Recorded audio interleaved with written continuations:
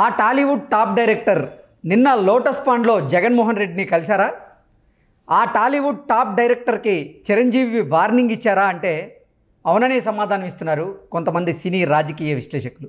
ఇక ఇదే అంశానికి సంబంధించి మనతో మాట్లాడేందుకు ప్రముఖ రాజకీయ విశ్లేషకులు, ప్రముఖ సీనియర్ జర్నలిస్ట్ సిఎస్ రావు గారు మనతో ఉన్నారు. ఆయనతో మాట్లాడడం. Sir hi sir. Hello Krishna.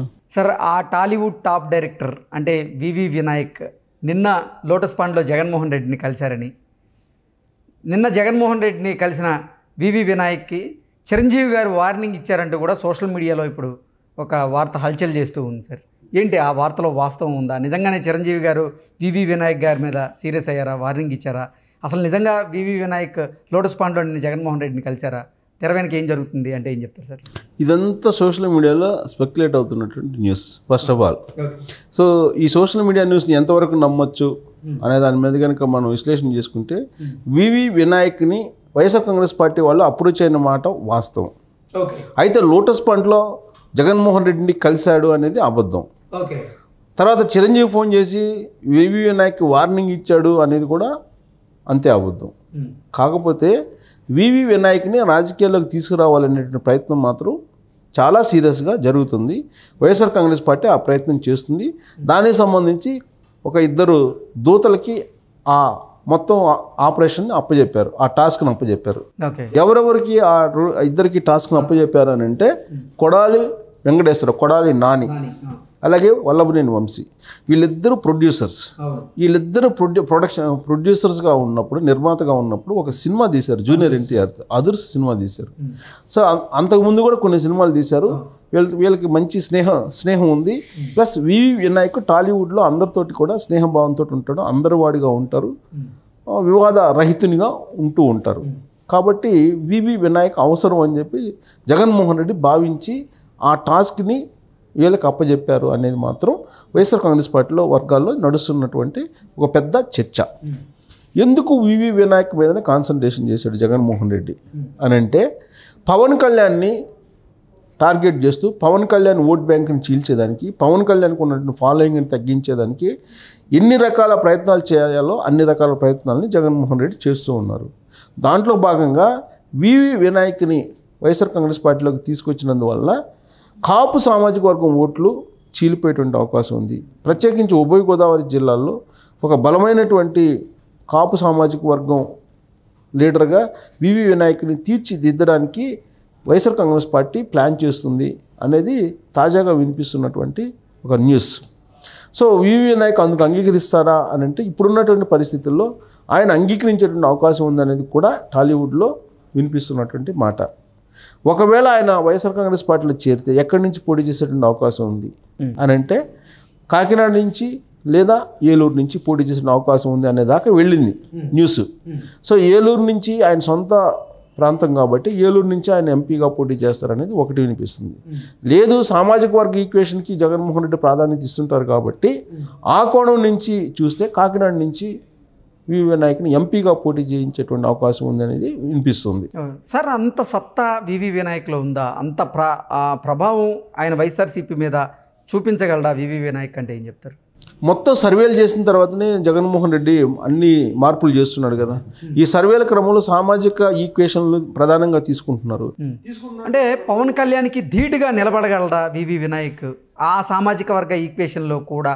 అంటే ఒక్క వివి వినాయకే కాదు కదా, పవన్ కళ్యాణ్కి ఉన్నటువంటి 10%, 7%, 8% ఓట్ బ్యాంక్ ఏదైతే ఉందో, గతంలో 4% ఉంది, ఇప్పుడు మాది పెరిగిందని చెప్పి అంటున్నారు జనసేన.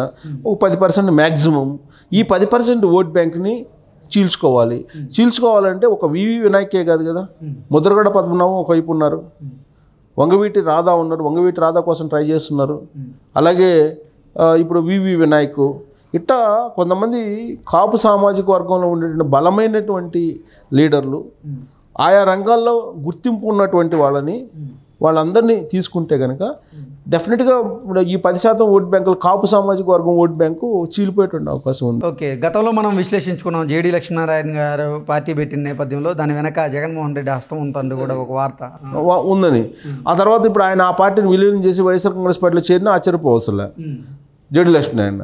సో కాబట్టి ఇవన్నీ కూడా రాజకీయాల్లో ఏదైనా సాధ్యం. మనం ఎప్పుడు ఏది జరిగిద్దో మనం ఎక్స్పెక్ట్ చేయలేం. బట్ జరుగుతున్నటువంటి పరిణామాలను మాత్రం మనం విశ్లేషించుకోగలం. కానీ జరుగుతున్నటువంటి పరిణామాలను బట్టి చూస్తే పవన్ కళ్యాణ్ ఎక్కడ పోటీ చేస్తే అక్కడ ముద్రగడ పద్మనాభాన్ని పోటీ చేయడానికి సిద్ధపడుతున్నారు.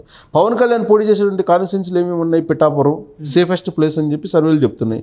పిఠాపురంలో పోటీ చేస్తే ఆయన ఓడించడానికి ముద్రగడ పద్మనాభాన్ని రంగంలో దించడానికి రెడీగా ఉంది. కానీ ముద్రగడ పద్మనాభం గారికి ఇప్పుడు కాపుల్లో అంత ప్రాధాన్యత ఉందంటారా? ఒక కాపు నాయకుడిగా కాపు జాతికి ఎంతో కొంత న్యాయం చేసినటువంటి వాళ్ళు, కాపు జాతికి గుర్తింపు తెచ్చినటువంటి లీడర్ ఎవరైనా ఉన్నారంటే ముద్రగడ పద్మనాభం. ఆ తర్వాత లిస్టులో పవన్ కళ్యాణ్ వస్తుంది. పవన్ కళ్యాణ్ ఏం చేశాడు అసలు కాపులకి?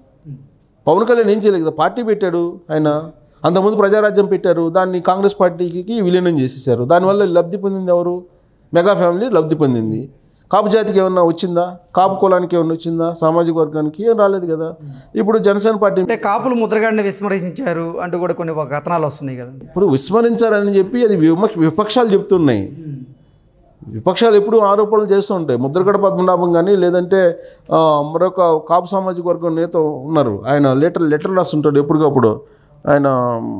ఆయన వాళ్ళకి హరిరామ జోగయ్య కానీ వీళ్ళందరూ కాపు సామాజిక వర్గం నుంచి వచ్చినటువంటి వాళ్ళు. వాళ్ళకు ఉండే గుర్తింపు వాళ్ళకు ఉంటుంది. పవన్ కళ్యాణ్ వచ్చినంత మాత్రాన పొలోమని కాపు సామాజిక వర్గం మొత్తం పవన్ కళ్యాణ్ వైపు వెళ్ళరు.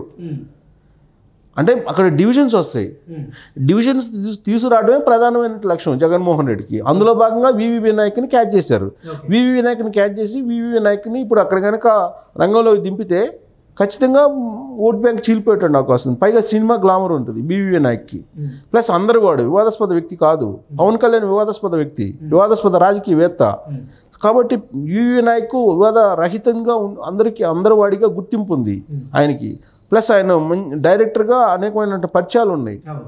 సో కాబట్టి అన్ని కూడా నుంచి ఆలోచించిన తర్వాత వివి వినాయక్ మీద ఆపరేషన్ కొనసాగిస్తుంది వైఎస్ఆర్ కాంగ్రెస్ పార్టీ. సో కాబట్టి ఆయన్ని వైఎస్ఆర్ కాంగ్రెస్ పార్టీలోకి తీసుకున్నటువంటి అవకాశం ఉంది. సో ఆ విషయం తెలుసుకున్నటువంటి చిరంజీవి తన కాదు, దాసనారాయణ తర్వాత అంత పెద్ద తరహాలో ఉండేటువంటి హీరో చిరంజీవి. సో అంత చీప్గా వ్యవహరించడని నేను అనుకుంటున్నాను. అది కేవలం గాసిప్ అనుకుంటున్నా, సోషల్ మీడియాలో వచ్చినటువంటి గాసిప్. ఇంకా లోటస్ పాండ్లో కలిశాడు వివి వినాయక్ అంటే బహుశా నేను అనుకుంటున్నా లోటస్ పాండ్లో కలిసి ఉంటాడా అని అంటే దానికి సంబంధించి విజువల్ వచ్చిండేది, ఒకవేళ కలిసినట్టయితే ఫోటో అయినా వచ్చిండేది.